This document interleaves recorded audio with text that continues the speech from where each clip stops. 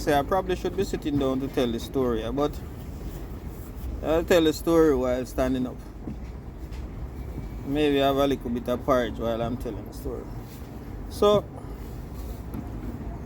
I've been to a few countries in my life, but I want to talk on this video about going to Uganda. And the reason why I'm telling you like this instead of showing you as a video is at the time when I went, I wasn't too good on the videoing. I wanted to video, but I wasn't too good on the video, so I didn't really take much footage. There's a few footage that you can check in the rest of video them, like video that's before now. So first, I've been there like six times. I don't even know which part to start because some of it is serious and some of it is funny and some of it is adventurous and some is in the middle. But I'll start wherever I start and see where it takes us. So as far as I can remember, the first time we went with my wife and my last daughter. That was 2015. Either 2014 and 2015. I also recently lost my passport, so I'll tell you all that as well, but probably in another video. So 2014 we went. 2015, sorry. So we come back from Jamaica 2014 and then went to Uganda 2015. Right, yeah. So going to Uganda now, we reach at home, at the wife home. So I have my Jamaica passport and she have a British passport.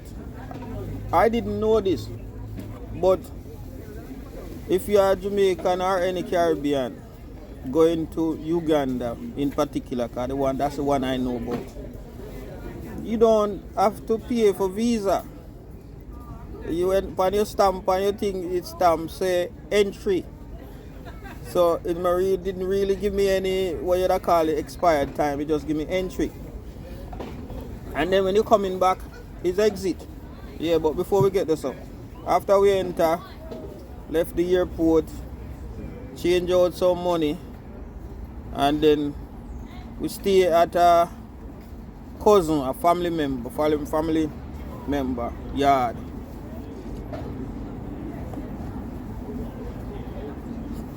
For that night we stay at my family member because the flying not done. So it's about 6 hours from London to Brussels.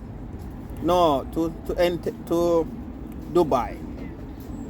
Yeah, about 6 hours. Let me tap and start again. Yeah, so let me start again. So that's about 6 hours from London to Dubai. Or 7. And then from Dubai to Entebbe is about between 6 and 7 hours again. And then you're not done yet, because when time you reach Kampala or Entebbe, you have another 6 hours drive to go to Gulu. So she's from Gulu in the northern region of Uganda. So we get there and we sleep overnight at the cousin place, and then we left there in the morning early and get the bus. Morning dear, how are you? Yes, so as I say, so after we get the bus from the bus garage, it's a 6, at that time it's a 6 hour ride to go to Gulu. So we get to Gulu relatively early, about so we left about 10. So about 4 in the evening or somewhere like that. Then we decided to stay over in town in our hotel until the following morning. So that's me, the wife, and my daughter, and our daughter. So we stayed that night. I decided to say, oh, I'll go walk, see how the town stay. So I left the hotel about 9 or 10 o'clock.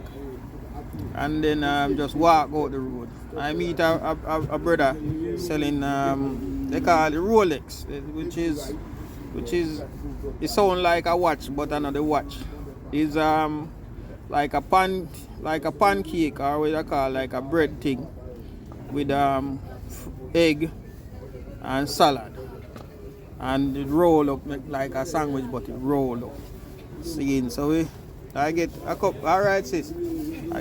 Take care, yeah.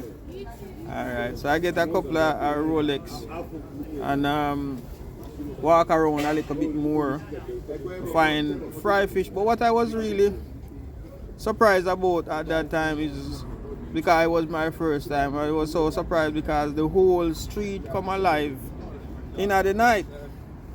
They have like a street market where people have fried fish, fried chicken, all type of different type cooking on the street side. So, we just walk around and look. And for an hour or hour and a half, I walk around in a town.